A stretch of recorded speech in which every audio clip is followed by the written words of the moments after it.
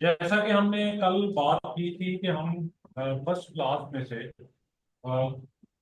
Bible کی جو کتابیں ہیں اردو ترجمے کی، ان کے ہم نام، ان کا درست تلفظ، معنی، ان کا مطلب کیا ہے، اور یہ نام کس مناسبت سے رکھا گیا۔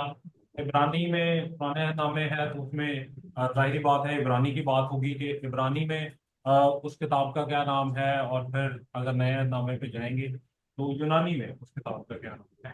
ان چیزوں پہ ہم نے کل یہ کہا تھا کہ ہم ان پہ ڈسکشن کریں گے اور ان چیزوں کو ہم سیکھیں گے۔ تو سلائڈز آپ سب کے سامنے ویزیبل ہوں گی۔ اگر آپ سب کے پاس بائبل مقدس اویلیبل ہو سکتی ہے تو یہ پلس پوائنٹ ہوگا، کیونکہ آپ کو ایک تو ترتیب سے نام بھی چلتے جائیں گے، وہ بھی آپ کے سامنے لسٹ میں رہیں گے، اور ہم جو پرانے عہد نامے کی 39 کتابیں اور نئے عہد نامے کی 27 کتابیں، جو 66 کتابیں ہیں، ان کے بارے میں ہم ان کا نام، ان کی ادائیگی کیا ہے، صحیح تلفظ کیا ہے، ان کے ناموں کا مطلب کیا ہے، ان چیزوں پہ ہم غور کریں گے۔ اور ہم ابھی آگے چونکہ کل بھی بات ہوئی تھی کہ ہم پراپر ترتیب سے دیکھیں گے، کچھ چھوٹے موٹے ڈفرینسز جو آتے ہیں بائبل کے ترجموں میں، کتابوں کی تعداد میں، وہ ساری باتیں آگے ہم آنے والے سیشن میں اس کو ڈسکس کریں گے۔ لیکن سب سے بنیادی چیز کہ ہمیں بائبل کی کتابوں کے نام معلوم ہونے چاہیے، اور ہم جانتے ہیں کہ بائبل مقدس کو دو حصوں میں تقسیم کیا گیا ہے۔ بنیادی طور پر دو حصے ہیں اس کے۔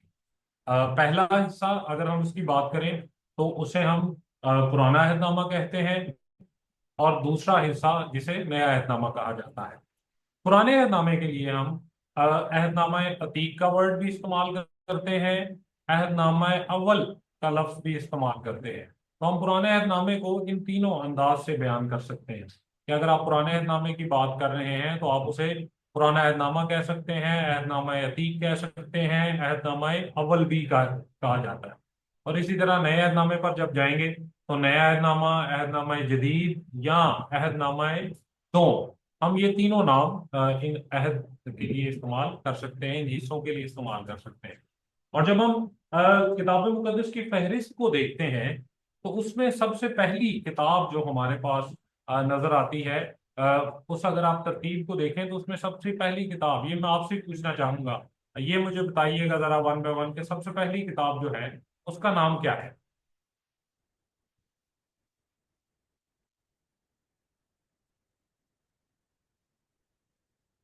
جی یہ اتنا پیدائش۔ مشکل سوال؟ پیدائش، اور جی؟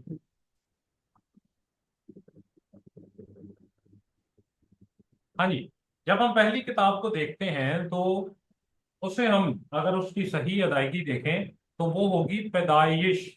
یہ اور شین کا آواز اس میں واضح نظر آنی چاہیے، پیدائش۔ اور اگر ہم اسے پیدائش بھی پڑھتے ہیں تو وہ دونوں ٹھیک ہیں، پیدائش اور پیدائش دونوں الفاظ ٹھیک ہیں۔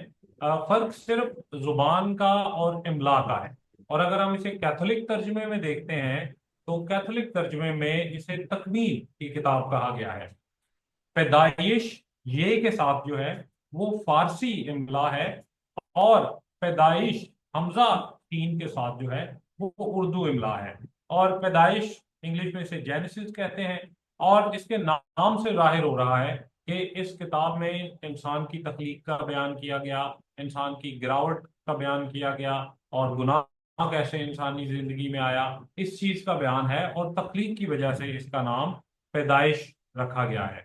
عبرانی میں جب ہم دیکھتے ہیں تو ایک اصول یاد رکھیے گا کہ جب عبرانی میں یہ کتابیں تحریر ہوئیں اور ان کے نام منتخب ہوئے اور نام رکھے گئے، تو عبرانی میں اس وقت ایک سمپل سا اصول تھا کہ اس کتاب کی مرکزی تعلیم کو دیکھا جاتا کہ وہ کتاب مرکزی تعلیم کیا مہیا کرتی ہے، اس مناسبت سے اس کا نام رکھا جاتا، یا اسی کی آیات میں سے کوئی ایک ایسا لفظ لے کر جو اس پوری کتاب کی تھیم کو بیان کرتا ہو، اس پوری کتاب کی اس ٹیچنگ کو بیان کرتا ہو، تو وہ اس کتاب اس لفظ کے نام پر بھی اس کتاب کا نام رکھتے ہیں۔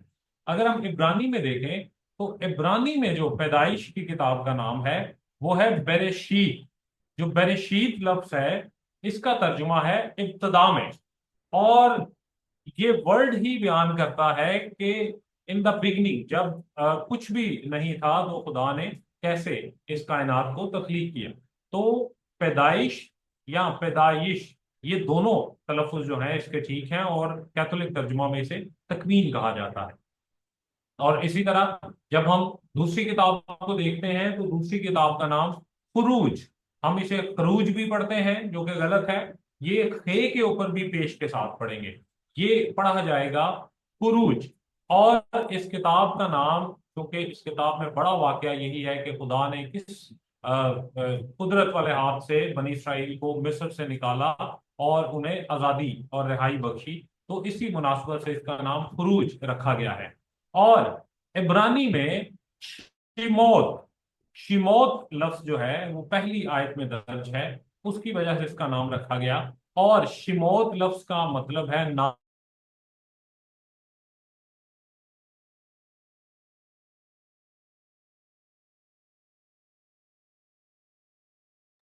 سر بات بھی آ رہی ہے آپ کی.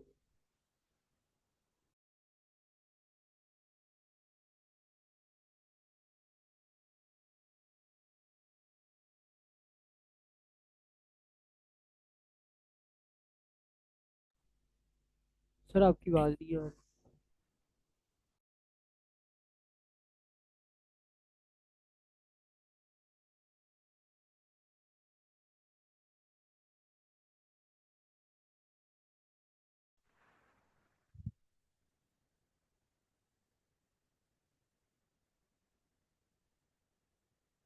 جی سوری، آئی تھنک انٹرنیٹ کا کوئی ایشو تھا. ابھی آواز آ رہی ہے کلیئر؟ یس سر. جی. تو عبرانی خروج کی ہم بات کر رہے تھے. عبرانی زبان میں اس کے لیے لفظ شیموت استعمال ہوا ہے، جس کا مطلب ہے نام، ایک سے زیادہ نام. اور جب آپ خروج کی کتاب کو پڑھتے ہیں تو شروع میں ہی ہمیں کئی نام ملتے ہیں یعقوب کی نسل کے، تو اس کی وجہ سے اس کا نام شیموت عبرانی میں رکھا گیا. اور خروج جو ہے وہ عربی زبان کا لفظ ہے، اور اس کا مطلب ہے خارج ہونا، نکلنا، روانہ ہونا، کوچ کرنا. اور چونکہ اس کتاب میں ہم دیکھتے ہیں کہ موسیٰ کی قیادت میں خدا بنی اسرائیل کو مصر سے نکالتا ہے، تو اس کی وجہ سے اس کتاب کا نام خروج رکھا گیا. اور پھر جب آپ دیکھتے ہیں تو اگلی کتاب ہے اخبار. اسے بہت سے لوگ احبار پڑھتے ہیں، حالانکہ صحیح تلفظ الف کے اوپر زبر کے ساتھ ہے، اخبار یہ صحیح تلفظ ہے. اور عبرانی نام اگر دیکھیں، عبرانی جو کتاب ہے اس میں اس کا نام ہے ویکرا. ویکرا اس کا نام ہے، اور اس کا مطلب ہے اس نے کہا، یعنی اس خدا نے کہا، خدا نے کہا اس مناسبت سے. اور اس میں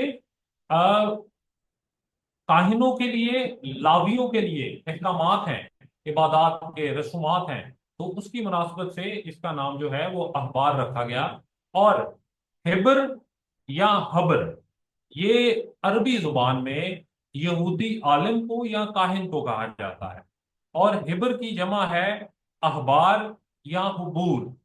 تو ہبر کاہن کے لیے اور ہبر کی جمع اخبار. تو اس وجہ سے چونکہ اس کتاب میں بنی اسرائیل کے لیے عبادت کے قوانین ہیں، پرستش کے قوانین ہیں، کاہنوں کے لیے ہدایات اور قانون خدا بیان کرتا ہے، تو اسی مناسبت سے اس کا نام اخبار جو ہے وہ انتخاب کیا گیا. اس سے اگلی کتاب دیکھیں تو چوتھی کتاب ہے گنتی. کیتھولک ترجمہ میں اسے عدد کہا گیا ہے، اور پروٹیسٹنٹ ترجمے میں یہ گنتی کتاب کا نام ہے. اور اس کتاب میں ہمیں دو بڑے واقعات ملتے ہیں. ایک نام، ایک بڑا واقعہ کہ بنی اسرائیل کی جو 40 سالہ تاریخ ہے بیابانی آوارگی کی، جب وہ بیابان میں 40 سال سفر کرتے رہے، ایک وہ بڑا واقعہ. اور دوسرا، 2 دفعہ بنی اسرائیل قوم کی مردم شماری کی گئی، اور اگر آپ اس مردم شماری کو دیکھیں تو اس میں بچے اور عورتیں شامل نہیں تھے، بلکہ 20 سال سے اوپر جو لوگ تھے ان کی مردم شماری اس کتاب میں درج ہے. اور عبرانی زبان میں اگر آپ دیکھیں تو عبرانی زبان میں اس کے لیے جو لفظ ہے وہ بیمت بار استعمال ہوا ہے. بیمت بار کا مطلب ہے بیابان میں یا دشت میں. تو یہ چیز پہلی آیت میں ہی ملتی ہے عبرانی ترجمے میں. تو یہ چیز واضح کرتی ہے کہ اس کتاب میں تعلیم کیا ہے، بنی اسرائیل کی 40 سالہ آوارگی کا بیان ہے. تو اس کتاب کا جو صحیح تلفظ اور نام ہے گنتی. گنتی اٹ سیلف ہندی زبان کا لفظ ہے، ہم خود کامنلی اس چیز کو استعمال کرتے ہیں، اور گنتی کا مطلب ہے گننا، شمار کرنا، کسی چیز کا وہ اس میں کاؤنٹنگ میں لے کر آنا. اور پھر اگلی کتاب استثنا، اسے استشنا بھی پڑھتے ہیں لوگ، یہ غلط ہے. صحیح تلفظ استثنا سے ہے، استثنا. کیتھولک ترجمہ میں اس کے لیے تثنیہ شرع کا لفظ استعمال ہوا ہے. اور اس کتاب میں چونکہ خدا احکامات کی جو شریعت، قوانین، لاز پہلے بیان کرتا ہے، وہ ان کی دہرائی کرتا ہے، تو اس مناسبت سے اس کتاب کا نام تثنیہ شرع، ڈیوٹرانومی یا استثنا رکھا گیا. اور استثنا اٹ سیلف یہ عربی زبان کا لفظ ہے، اور اس کا مطلب بھی ہے دہرائی یا اعادہ. اس کتاب کا جو استثنا لفظ ہے، اس کا مطلب جو ہے وہ دہرائی ہے. اور اس کتاب میں چند ایک قوانین کو چھوڑ کر خدا تفصیلاً باقی سارے قوانین کو پھر سے دہراتا ہے، بیان کرتا ہے. تو اس مناسبت سے اس کتاب کا نام جو ہے استثنا ہے. اور عبرانی میں اس کا نام ہے دیوارین. عبرانی زبان میں، عبرانی جو بائبل ہے اس میں اس کتاب کا نام دیوارین ہے، جس کا مطلب ہے باتیں. اور وہ اس مناسبت سے رکھا گیا، یہ پہلی آیت میں سے ہی لیا گیا لفظ ہے. اور اس آیت میں چونکہ اس کتاب میں خدا پھر سے اپنے قوانین کو دہراتا ہے، اپنی قوم کے ساتھ بیان کرتا ہے، باتیں کرتا ہے، تو اس مناسبت سے اس کتاب کا نام دیوارین عبرانی میں، اردو میں استثنا، یا کیتھولک ترجمہ میں تثنیہ شرع. اور یہ استثنا عربی زبان کا لفظ ہے. اگلی کتاب کو اگر آپ دیکھیں تو یشوا، پروٹسٹنٹ ترجمہ میں یشوا، اور کیتھولک ترجمہ میں یوشوا. یہ تھوڑا سا فرق آئے گا، یشوا اور یوشوا یہ ہیں. اور یشوا اٹ سیلف عبرانی زبان کا لفظ ہے، جسے عبرانی میں تو یہ یہوشوا ہے، لیکن اردو میں ڈلتے ڈلتے چونکہ جب ایک زبان سے دوسری زبان میں جاتے ہیں تو لفظوں کی ادائیگی پر فرق پڑتا ہے، اور ان الفاظ میں بھی فرق آتا ہے. تو عبرانی میں یہوشوا، اور اردو میں آتے ہوئے یشوا یا یوشوا. اور یہ اگر آپ دیکھیں اسے بھی تو یہ عبرانی زبان کا لفظ ہے. اور عبرانی زبان کا ایک چھوٹا سا قانون سمجھ لیں، رول سمجھ لیں، کہ جو لفظ آئین پر ختم ہوتے ہیں، جن کے اینڈ میں آئین آتا ہے، ان پر ہمیشہ زبر کے ساتھ پڑھا جاتا ہے. تو چونکہ یہ آئین پر ختم ہوتا ہے تو اسے ہم یہ یشو یا یوشو نہیں پڑھیں گے، بلکہ یہ یشوا پڑھیں گے، آئین کے اوپر زبر لگا کے. تو جو چھٹی کتاب ہے یشوا اردو میں، یا کیتھولک ترجمہ جو اردو کا ہے اس میں یوشوا عبرانی زبان کا لفظ ہے، اور اس کا مطلب ہے خدا نجات ہے، یا خدا نجات دیتا ہے، یا یہوہ نجات دیتا ہے. اور اس کتاب میں اگر آپ دیکھیں تو اس کتاب میں بیان یہ ہے کہ موسیٰ کی وفات کے بعد یشوا نے کیسے بنی اسرائیل کو ملک کنعان میں وہ لے کر گیا، اور اس میں سکونت اختیار کروائی، اور انہیں ایک لحاظ سے یشوا نے بھی اس بیابانی آوارگی اور ان مشکلات سے نجات دی. اور اگر